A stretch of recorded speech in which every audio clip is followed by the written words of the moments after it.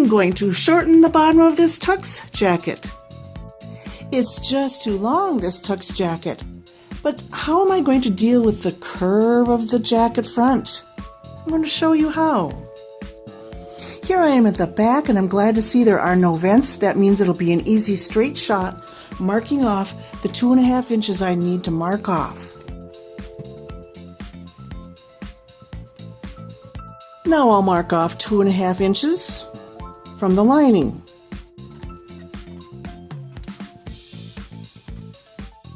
Next, release the lining from the coat all the way to the edge.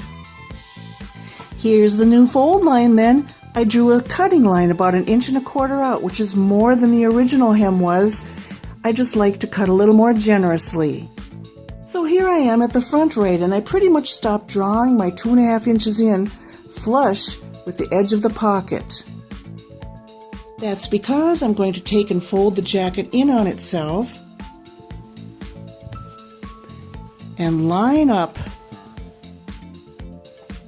the edge of the left front up to the edge here along the chalk line, like so. See how this matches? Here we are a little closer up. I have laid the two fronts together, having matched the bottom of one front to the chalk line and to the very edge. That's because, see here? That's because I'm now going to trace this line with the chalk all the way around this curve. Sometimes it's wise to pin the two jacket sides to each other while you do this.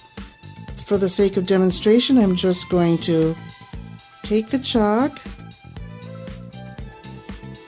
and trace the edge here,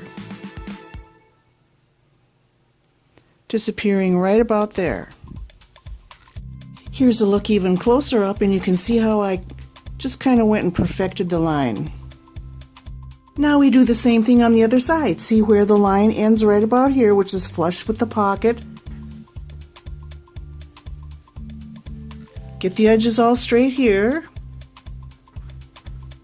and trace.